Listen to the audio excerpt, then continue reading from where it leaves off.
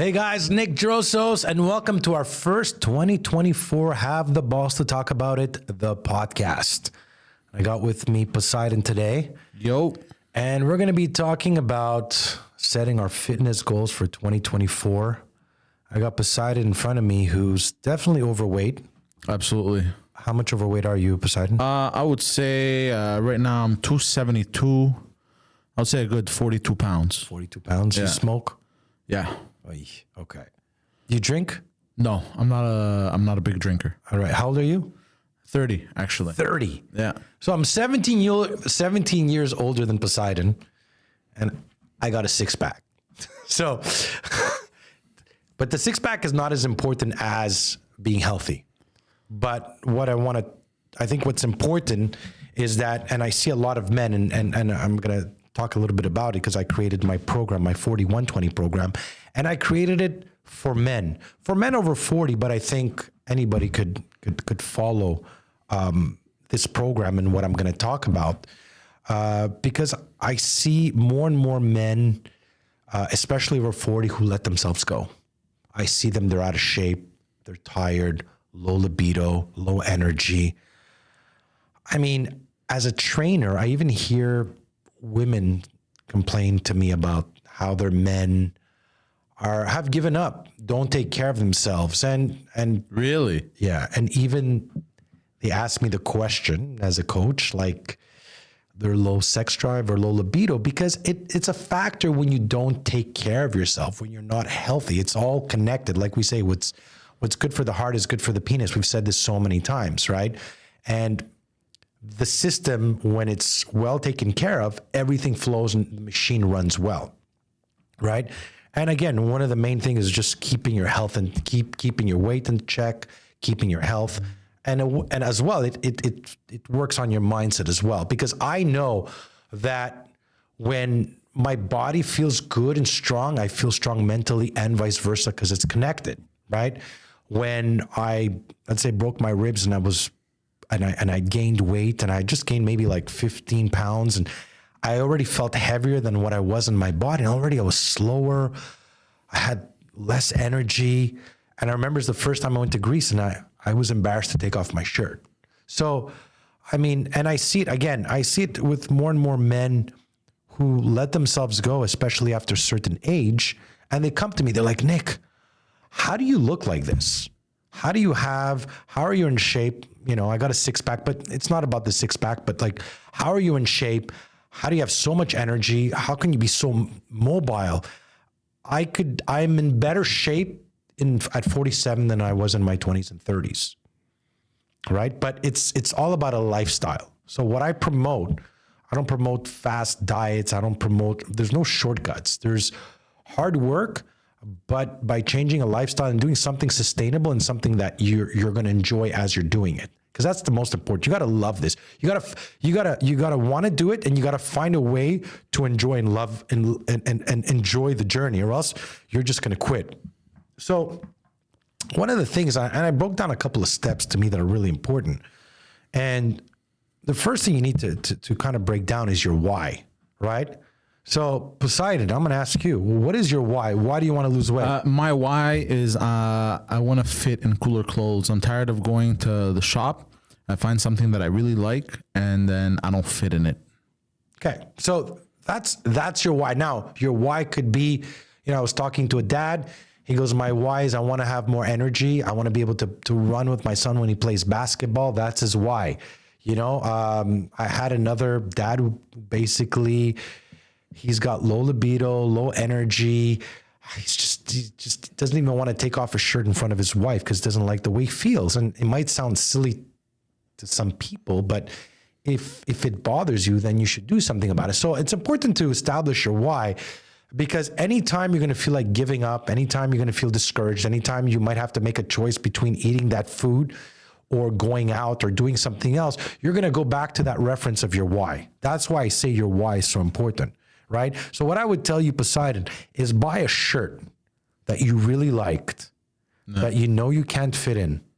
Hang it in front of your door, and every time you walk like in your house door, every time you walk out, you see that shirt. It's a constant reminder of the commitment and the word you gave yourself that you're going to do something. That's not a bad idea, actually. I'm telling you, I know because that's what I use.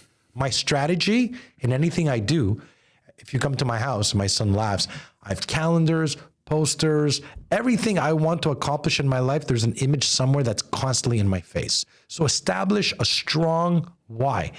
It might be silly, right? It might be because you got divorced, you want to get in shape and you want to get that, you want to get that new girlfriend, whatever it is, right? It might be because, and I've heard this, when a guy gets separated or divorced and he wants to get in shape just to like stick it, whatever it is, who cares, right?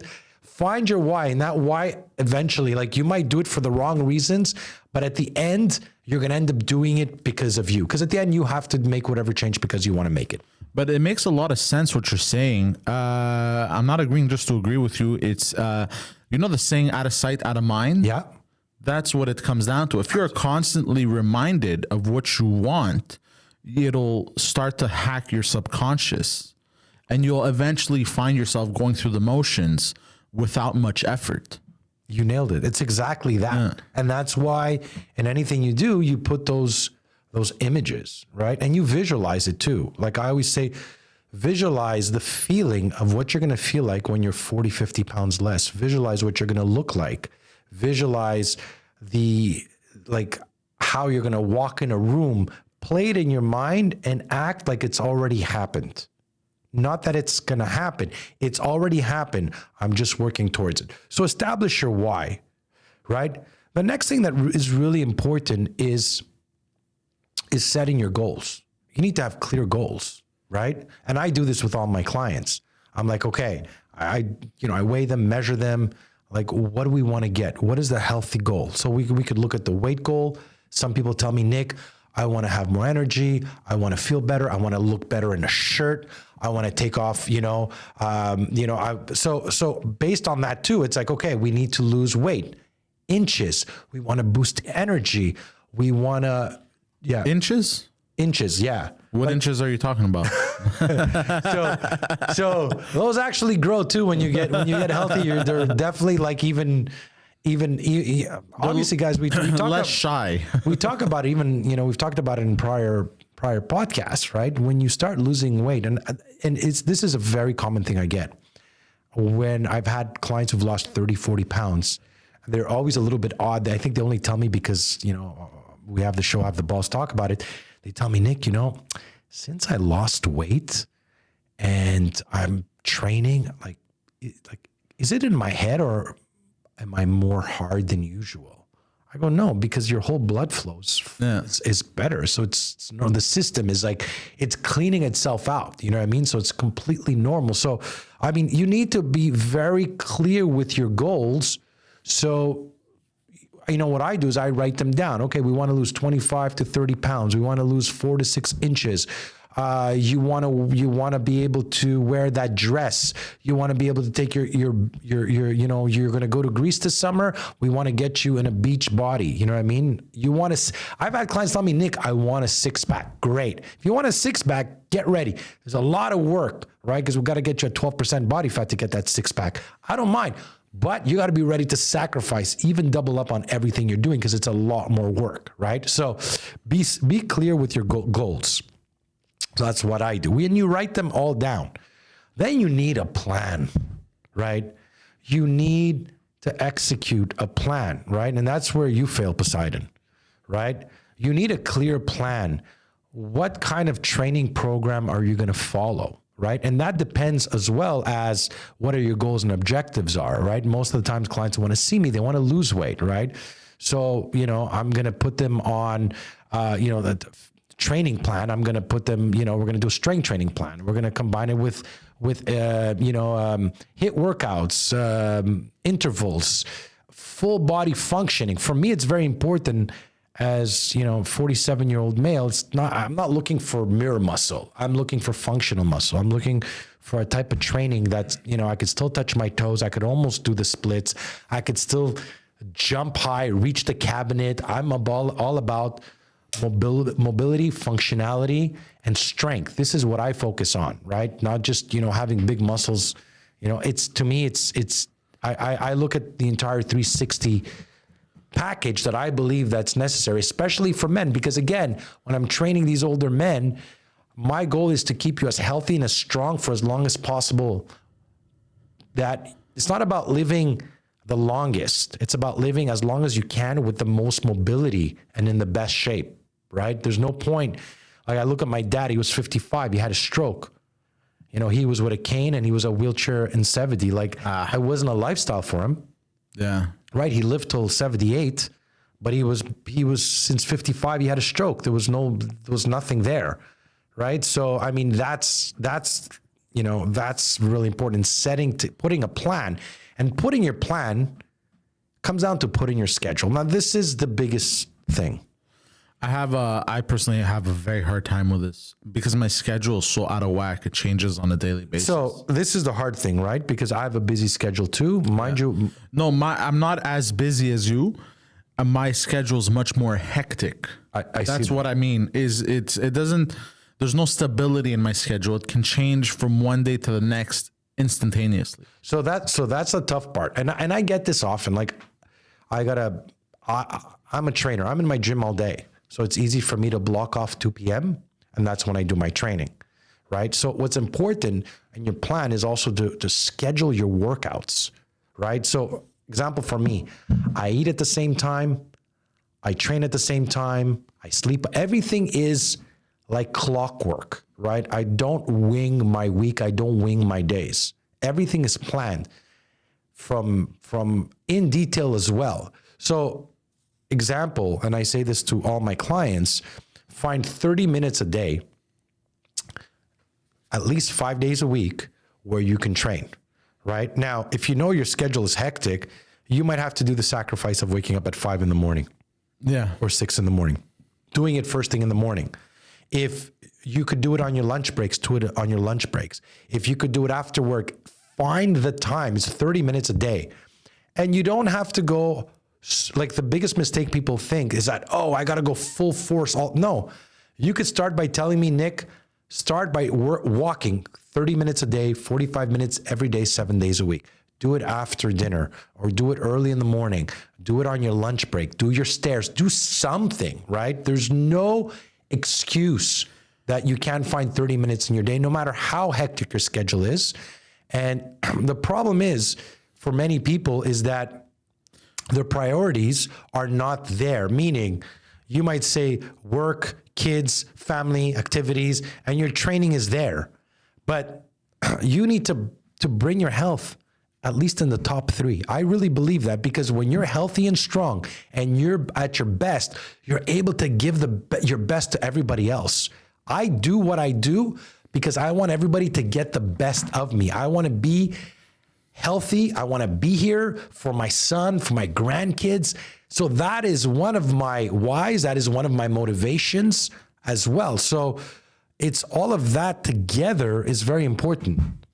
One workaround, about strategizing and everything that I've figured out is I keep a gym bag in my trunk with smart. All of my equipment, an extra jogging pants, extra 2 pairs of shoes just in case. So I have no excuse. So if I have like 2 hours between recordings or 2 hours between, a show and a podcast, I go, you know what? Everything's in my bag. Even if I'm tired, I just go. Like today, I was exhausted. I woke up early, and because I had to bring my girlfriend to work. And then on my way back home, I went and had coffee. And as I'm having coffee, I was already in jogging. I was like, you know what? Why don't I just go to the gym? I was supposed to go in the afternoon, and I went in the morning, even though I was exhausted. Normally, like the weights I would lift, I had a really hard time today, but I still did it to do it. I did the proper motions at least. So I get a good workout in and kept proper form, but that's the workaround I have found out. So when an opportunity arises, I'm able to go. And I'm doing another workaround I found personally. Sorry, I'm taking up a lot of space. Is because I like that. I like that. That's a good strategy. Just have your gym bag all the time with you. It's in the trunk always. Is let's say I can't work out 5 days a week. I do something called the Mike Menzer Mike method. So you work out until muscle failure, and usually you do one set of whatever you do, and you try to do your maximum weight as long as it's over 10 reps. Yeah. I try to do multiple sets until failure, but I usually go with that because they're very short workouts. Yeah. They're very explosive workouts, and they tend to engage the muscle really well. And it's a type of workout that when the healing process happens, it does a lot of the work as well. So that's another workaround I have discovered, as you would say. Well, I mean, and all that too, it's very important to find out what works for you as well. Yeah. It's also, again, at my age, I don't train the same way I used to train when I was 20 and when I was 30. As I grew older, I also kind of evolved. My training has changed as well with my body. There's things I was doing 5 years ago that I won't do today. 5 years ago, I was doing one leg box jumps. Today, I just won't do it. I won't risk it. I won't risk the injury, because the biggest factor, like for men over 45, is recovery. That's the biggest factor, right? Injuries take much longer to recover. Getting, like, I always look at, is what I'm about to do worth a possible injury? Yeah. And there's many ways of working or targeting that muscle without doing certain exercises that I've eliminated just because I find that the risk is too high.